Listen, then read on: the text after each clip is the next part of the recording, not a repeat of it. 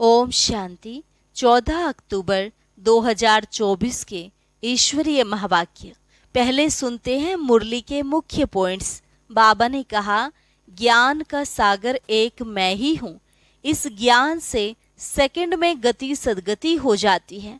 भले ज्ञान तो सभी बच्चे सुनते हैं, लेकिन बहुतों के कानों से बह जाता है। जो ज्ञान को अच्छी रीति सुनकर फिर धारण करते हैं, वह औरों को भी रुचि से समझाते हैं, वही महारथी कहलाते हैं। फिर बाबा ने कहा, मेरा फर्ज है तुम बच्चों को रचता और रचना की नॉलेज देना। इसलिए मुरली में सब समझाते रहते, तुमको पूछने की दरकार नहीं रहती। अब तुम्हें भी बाप का राइट हैंड बन बहुतों का कल्याण करना है। विचार करना चाहिए, जन्म जन्मांतर क्या ऐसा कोई मिला जिसको बाप टीचर सतगुरु समझ सके, सो भी सुप्रीम। अब तुम्हें भी मास्टर गुरु व टीचर बन सबको रास्ता बताना है। यह नर से नारायण बनने और बनाने का धंधा सबसे अच्छा है, इसमें ही तुम्हें बिजी रहना है। लास्ट में बाबा ने कहा, अभी बेहद का बाप तुम्हें ऐसी बेहद शिक्षा देते हैं जो 21 जन्मों के लिए फलीभूत होती है। आधा कल्प फिर कोई शिक्षा पढ़ने की दरकार नहीं। तुम्हें कभी किसी बात में न मूंझना चाहिए, न गुटखा खाना चाहिए, और संग से बड़ी संभाल रखनी है। अब सुनते हैं महावाक्यों को विस्तार से। मुरली का सार। मीठे बच्चे, हियर नो इविल। यहाँ तुम सत्संग में बैठे हो, तुम्हें मायावी कुसंग में नहीं जाना है। कुसंग लगने से ही संशय के रूप में घुटके आते हैं। प्रश्न, इस समय किसी भी मनुष्य को स्पिरिचुअल नहीं कह सकते हैं, क्यों? उत्तर, क्योंकि सभी देह अभिमानी हैं। देह अभिमान वाले स्पिरिचुअल कैसे कहला सकते हैं? स्पिरिचुअल फादर तो एक ही निराकार बाप है, जो तुम्हें भी देही अभिमानी बनने की शिक्षा देते हैं। सुप्रीम का टाइटल भी एक बाप को ही दे सकते हैं। बाप के सिवाय सुप्रीम कोई भी कहला नहीं सकते। ओम शांति। बच्चे जब यहाँ बैठते हो तो जानते हो बाबा हमारा बाबा भी हैं, टीचर भी हैं और सतगुरु भी हैं।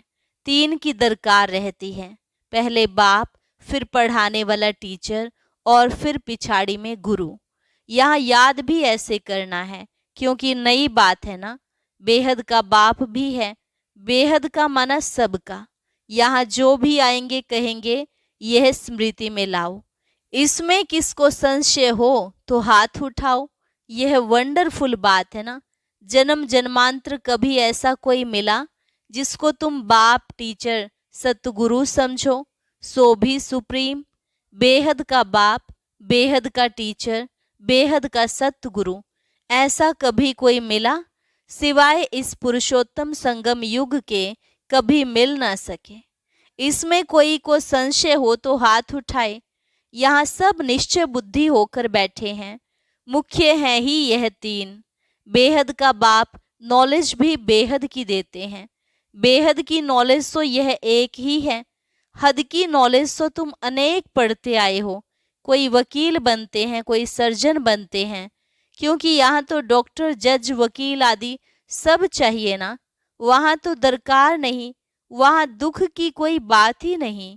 अब बाप बैठ बेहद की शिक्षा बच्चों को देते हैं। बेहद का बाप ही बेहद की शिक्षा देते हैं। फिर आधा कल्प कोई शिक्षा तुमको पढ़ने की नहीं है। एक ही बार शिक्षा मिलती है जो 21 जन्मों के लिए फलीभूत होती है, अर्थात उनका फल मिलता है। वहाँ तो डॉक्टर, बैरिस्टर, जज आदि होते नहीं। यह तो निश्चय है ना, बरोबर ऐसे है ना। वहाँ दुख होता नहीं, कर्म भोग होता नहीं। बाप कर्मों की गति बैठ समझाते हैं। वह गीता सुनाने वाले क्या ऐसे सुनाते हैं? बाप कहते हैं, मैं तुम बच्चों को राजयोग सिखाता हूँ। उसमें तो लिख दिया है श्री कृष्ण भगवानुवाच, परंतु वह है दैवी गुणों वाला मनुष्य। शिव बाबा तो कोई नाम धरते नहीं, उनका दूसरा कोई नाम नहीं। बाप कहते हैं, मैं यह शरीर लोन लेता हूँ। यह शरीर रूपी मकान हमारा नहीं है, यह भी इनका मकान है। खिड़कियाँ आदि सब हैं। तो बाप समझाते हैं, मैं तुम्हारा बेहद का बाप अर्थात सभी आत्माओं का बाप हूँ, पढ़ाता भी हूँ आत्माओं को। इनको कहा जाता है स्पिरिचुअल फादर अर्थात रूहानी बाप, और कोई को भी रूहानी बाप नहीं कहेंगे। यहाँ तुम बच्चे जानते हो यह बेहद का बाप है। अब स्पिरिचुअल कॉन्फ्रेंस हो रही है।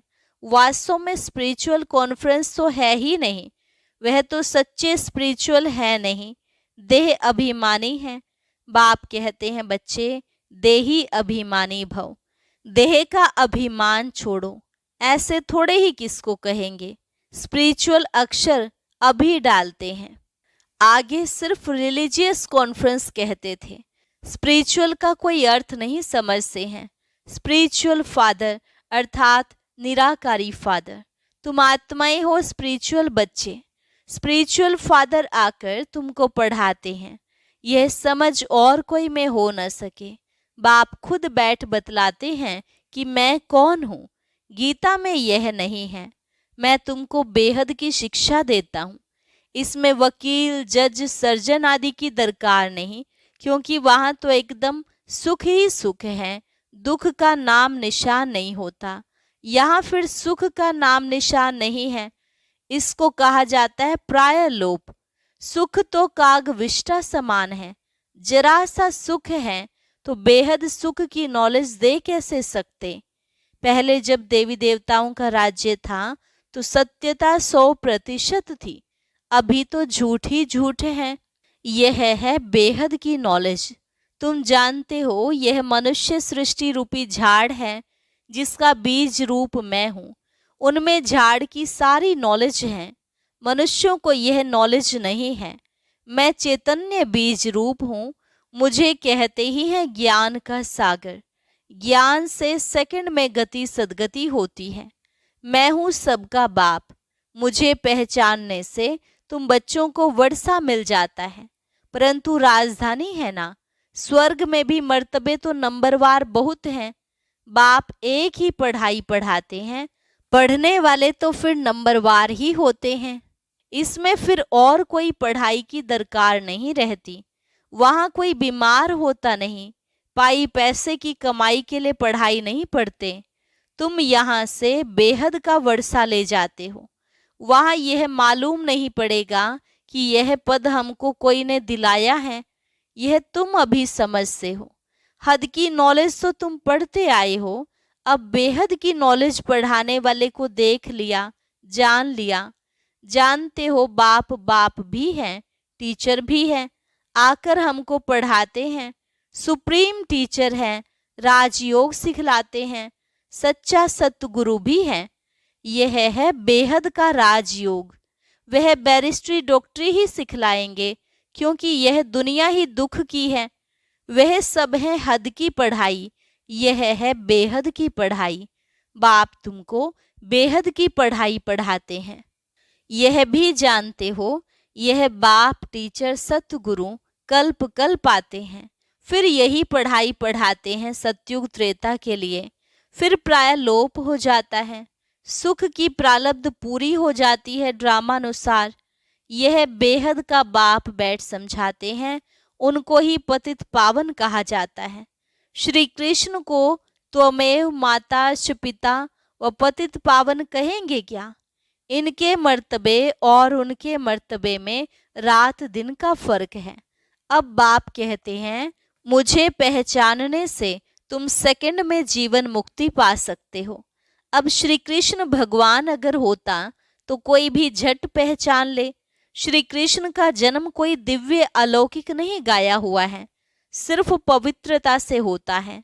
बाप तो कोई के गर्भ से नहीं निकलते हैं। समझाते हैं, मीठे मीठे रूहानी बच्चों, रूह ही पड़ती है। सब संस्कार अच्छे व बुरे रूह में रहते हैं। जैसे जैसे कर्म करते हैं उस अनुसार उन्हें शरीर मिलता है। कोई बहुत दुख भोगते हैं, कोई काने, कोई बहरे होते हैं। कहेंगे पास्ट में ऐसे कर्म किए हैं जिसका यह फल है। आत्मा के कर्मों अनुसार ही रोगी शरीर आदि मिलता है। अभी तुम बच्चे जानते हो, हमको पढ़ाने वाला है God father, God teacher, God preceptor है। उसको कहते हैं गॉड परमात्मा। उसको मिलाकर परमात्मा कहते हैं सुप्रीम सोल। ब्रह्मा को तो सुप्रीम नहीं कहेंगे। सुप्रीम अर्थात ऊंच ते ऊंच, पवित्र ते पवित्र। मर्तबे तो हर एक के अलग अलग हैं। श्री कृष्ण का जो मर्तबा है वह दूसरे को मिल नहीं सकता। प्राइम मिनिस्टर का मर्तबा दूसरे को थोड़े ही देंगे। बाप का भी मर्तबा अलग है। ब्रह्मा विष्णु शंकर का भी अलग है। ब्रह्मा विष्णु शंकर देवता है, शिव तो परमात्मा है। दोनों को मिलाकर शिव शंकर कैसे कहेंगे? दोनों अलग अलग है ना। न समझने के कारण शिव शंकर को एक कह देते हैं, नाम भी ऐसे रख देते हैं। ये सब बातें बाप ही आकर समझाते हैं। तुम जानते हो यह बाबा भी है, टीचर भी है, सतगुरु भी है। हर एक मनुष्य को बाप भी होता है, टीचर भी होता है और गुरु भी होता है। जब बूढ़े होते हैं तो गुरु करते हैं। आजकल तो छोटेपन में ही गुरु करा देते हैं। समझते हैं अगर गुरु नहीं किया तो अवज्ञा हो जाएगी। आगे 60 वर्ष के बाद गुरु करते थे। वह होती है वानप्रस्थ अवस्था, निर्वाण अर्थात वाणी से परे, स्वीट साइलेंस होम, जिसमें जाने के लिए आधा कल्प तुमने मेहनत की है, परंतु पता ही नहीं तो कोई जा नहीं सकते। किसको रास्ता बता कैसे सकते? एक के सिवाय तो कोई रास्ता बता न सके। सबकी बुद्धि एक जैसी नहीं होती है। कोई तो जैसे कथाएं सुनते हैं, फायदा कुछ नहीं, उन्नति कुछ नहीं। तुम अभी बगीचे के फूल बनते हो। फूल से कांटे बने, अब फिर कांटे से फूल बाप बनाते हैं। तुम ही पूज्य फिर पुजारी बने। 84 जन्म लेते लेते सतो प्रधान से तमो प्रधान पतित बन गए। बाप ने सीढ़ी सारी समझाई है।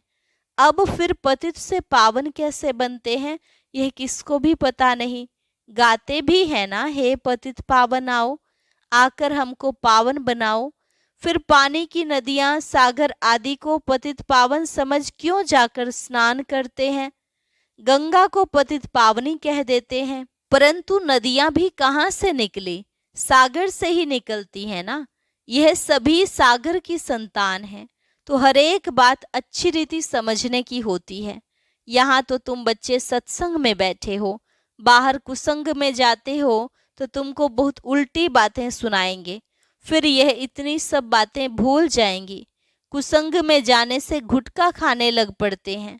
संशय का तब मालूम पड़ता है, परंतु यह बातें तो भूलनी नहीं चाहिए। बाबा हमारा बेहद का बाबा भी है, टीचर भी है, पार भी ले जाते हैं। इस निश्चय से तुम आए हो। वह सभी हैं जिस्मानी, लौकिक पढ़ाई, लौकिक भाषाएं, यह है अलौकिक। बाप कहते हैं मेरा जन्म भी अलौकिक है। मैं लोन लेता हूँ, पुरानी जूती लेता हूँ, सो भी पुराने ते पुरानी, सबसे पुरानी है यह जूती, बाप ने जो लिया है। इसको लॉन्ग बूट कहते हैं। यह कितनी सहज बात है। यह तो कोई भूलने की नहीं है, परंतु माया इतनी सहज बातें भी भुला देती है। बाप बाप भी है, बेहद की शिक्षा देने वाला भी है, जो और कोई दे न सके। बाबा कहते हैं भले जाकर देखो कहाँ से मिलती है।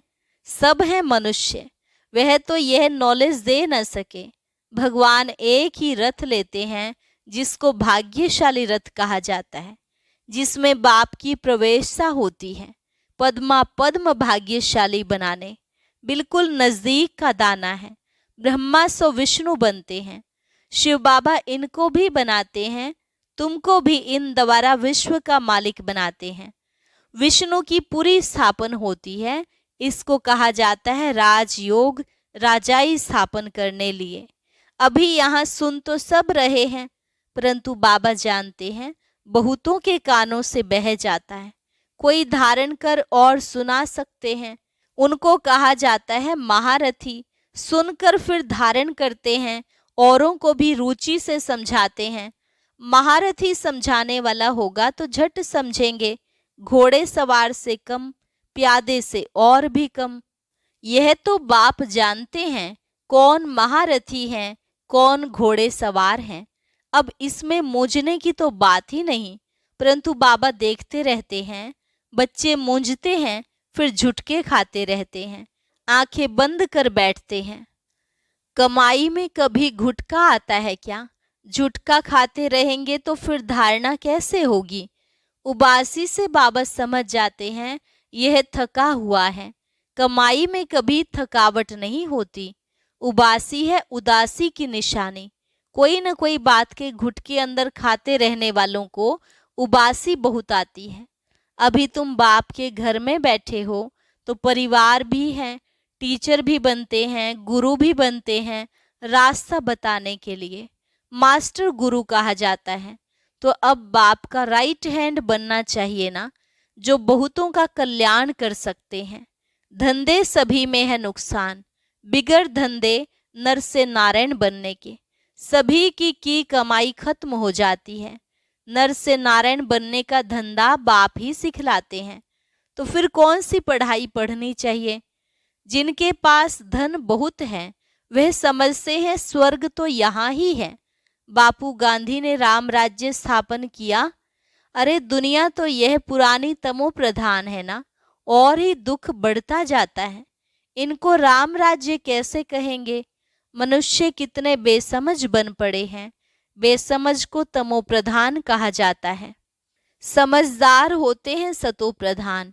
यह चक्र फिरता रहता है, इसमें कुछ भी बाप से पूछने का नहीं रहता। बाप का फर्ज है रचता और रचना की नॉलेज देना। वह तो देते रहते हैं, मुरली में सब समझाते रहते हैं, सभी बातों का रिस्पॉन्ड मिल जाता है। बाकी पूछेंगे क्या? बाप के सिवाय कोई समझा ही नहीं सकते तो पूछ भी कैसे सकते? यह भी तुम बोर्ड पर लिख सकते हो, एवर हेल्दी एवर वेल्दी 21 जन्म के लिए बनना है तो आकर समझो। अच्छा, मीठे मीठे सिकिलधे बच्चों प्रति मात पिता बाप दादा का याद प्यार और गुड मॉर्निंग। रूहानी बाप की रूहानी बच्चों को नमस्ते। रूहानी बच्चों की रूहानी बाप दादा को नमस्ते नमस्ते, गुड मॉर्निंग। धारणा के लिए मुख्य सार। पहली पॉइंट, बाप जो सुनाते हैं उसे सुनकर अच्छी तरह धारण करना है, दूसरों को रुचि से सुनाना है। एक कान से सुन दूसरे से निकालना नहीं है। कमाई के समय कभी उबासी नहीं लेनी है। बाबा का राइट हैंड बन बहुतों का कल्याण करना है। नर से नारायण बनने और बनाने का धंधा करना है। वरदान, किसी के व्यर्थ समाचार को सुनकर इंटरेस्ट बढ़ाने के बजाय फुल स्टॉप लगाने वाले पर मत से मुक्त भव। किसी के व्यर्थ समाचार को सुनकर इंटरेस्ट बढ़ाने के बजाय फुल स्टॉप लगाने वाले पर मत से मुक्त भव। कई बच्चे चलते चलते श्रीमत के साथ आत्माओं की पर मत मिक्स कर देते हैं। जब कोई ब्राह्मण संसार का समाचार सुनाता है तो उसे बहुत इंटरेस्ट से सुनते हैं, कर कुछ नहीं सकते और सुन लेते हैं, तो वह समाचार बुद्धि में चला जाता, फिर टाइम वेस्ट होता। इसलिए बाप की आज्ञा है सुनते हुए भी नहीं सुनो। अगर कोई सुना भी दे तो आप फुल स्टॉप लगाओ। जिस व्यक्ति का सुना उसके प्रति दृष्टि व संकल्प में भी घृणा भाव नहीं हो तब कहेंगे पर मत से मुक्त। स्लोगन, जिनकी दिल विशाल है उनके स्वप्न में भी हद के संस्कार इमर्ज नहीं हो सकते। जिनकी दिल विशाल है उनके स्वप्न में भी हद के संस्कार इमर्ज नहीं हो सकते। अच्छा, ओम शांति। दुनिया वालों को आपका साधारण रूप देखते हुए भी आप में अपना इष्ट देव नजर आएगा। उसके लिए बाबा ने एक अभ्यास पक्का करने के लिए कहा। वह कौन सा है जानने के लिए सुनते हैं आज का अव्यक्त ज्ञान मोती।